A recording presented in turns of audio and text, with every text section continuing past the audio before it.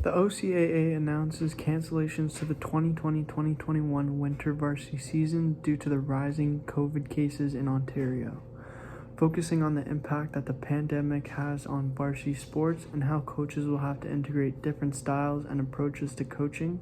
Here are 5 different skills coaches specifically will have to master moving into this unprecedented time. First recommendation for coaches is connecting with players in the virtual world.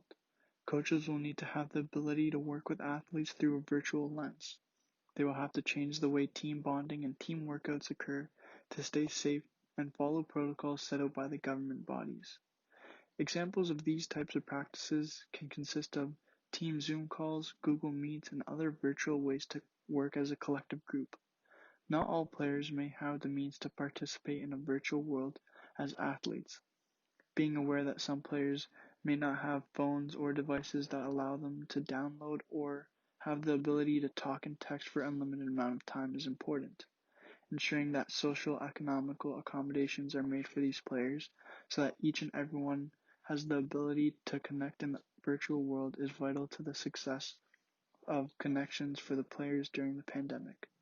Getting to know the players not just on the court or the field, but who they are will lead to success. When looking at leaders in this field, Kajaya Campbell is right at the top.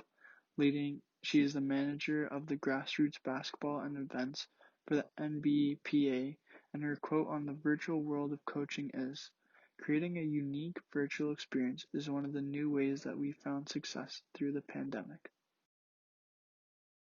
Recommendation 2 is develop virtual assistants. Apps or exercise programs for players to follow while they are at home is key to maintaining their engagement in sports, as well as keeping them in shape. In this example, an athlete is working on their basketball dribbling skills while using an online app that gives them feedback. Coaches can't be everywhere at once, so apps such as this gives athletes immediate feedback that is essential for their development. During the early stages of the pandemic, our soccer team had Zoom meetings just to connect to each other. It also gave coaches the opportunity to explain the importance of the exercise program that was given to us. For varsity athletes, the pandemic meant a return to home, taking teammates hundreds of kilometers away from each other. Training programs that could be done virtually on Zoom sessions has allowed players to stay connected and get some feedback even though they are far apart from each other. Using virtual assistants such as apps and communications devices will keep athletes engaged and help prevent health issues such as depression and anxiety that are associated with low physical activity. Recommendation 3. Develop quality coaching. As Kajaya Campbell states in her interview, hiring the right coaches to both represent the NBPA and to help coach and work with our youth. Our team's role is to be behind the scenes, so we are really strategic when it comes to hiring the right coaches and trainers to be an extended version of us. We can't physically work with every individual, so we trust the staff that we have out there with our participants on the court. Coaches are leaders both on and off the field of play for athletes and should be up to date with all sporting organization credentials and certifications. Coaches play an instrumental role for varsity athletes as they can guide them towards next steps, whether it be professional athlete or simply to have them perform to the best of their ability. Governing bodies such as the national and provincial sporting organizations like Canada Basketball, Ontario Basketball, or the OCAA have to promote and ensure that all coaches are at a level where they can provide the best and most accurate advice to all athletes. Coaching evaluations should be done by every organization and should involve an opportunity for all players to give their feedback. For me, the pandemic has had me realize the influence that my soccer coach of 10 years has had on my life. Having seen the same coach 4 to 6 times a week has come to a sudden stop was a major loss and major positive influence in my life. I didn't realize, or perhaps I took it for granted. I'm looking forward to reconnecting to a coach once the pandemic is over.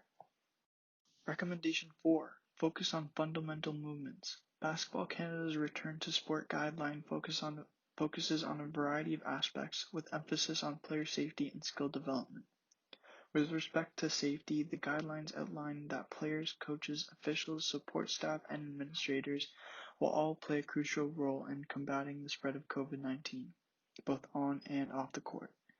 Taking steps such as designated entrances and exits into the gymnasium ensure that all equipment is clean and disinfected as needed, and even steps like preventing speculators from entering the premises limits the exposure to all athletes and coaches. The focus on fundamental movement skills ensures that athletes now focus on their own development and areas where they need to improve, which varies from one athlete to another. For example, one athlete may focus on speed drills while another athlete may focus on ball mastery such as dribbling in soccer or basketball. As a soccer player entering our season this past spring, all of the players were at different fitness levels. As speed and agility were my strength, my coaches put together a stamina program for me that put more emphasis on workout runs that were longer in nature, while others had shorter sprint intervals that they had to focus on. My last recommendation is provide opportunities for everyone. Ensuring we provide a positive sports experience for all athletes, including athletes with sensory, intellectual, physical, and/or behavioral disabilities, has to be a priority. Coaching athletes with a disability is fundamentally no different than coaching any other athletes, but the key is making sure that we provide the opportunities and making them accessible to all. Establishing a safe and caring environment that is inclusive and of diversity and inclusion for LGBTQ athletes, athletes with Aboriginal descent, as well as ensure that women are well represented as coaches and decision makers in organizations, as they play an important role for young female athletes, ensuring gender equity and inclusion. Varsity athletes are a small percentage of the student body, but providing opportunities such as intramural sports where there is no criteria and everyone is welcomed is important to ensure equitable access of facilities and the promotion of well-being for the entire student body. In conclusion, the COVID-19 pandemic has impacted the sporting world dramatically, starting with sports at the grassroots level, moving up to varsity sports. Team training has moved to individualized programming where each player's fundamental movement skills and physical literacy are priorities instead of wins and losses in the standings. Coaches' communication with players is no longer just screaming instructions from the bench, but talking to their players virtually, and even using virtual tools where players can improve on their skills thanks to the feedback from an AI coach. What hasn't changed is what we need to make sure each athlete feels accepted and safe, physically, mentally, and socially, as well as the environment free of biases and stereotypes so that they can achieve their best both on and off the field.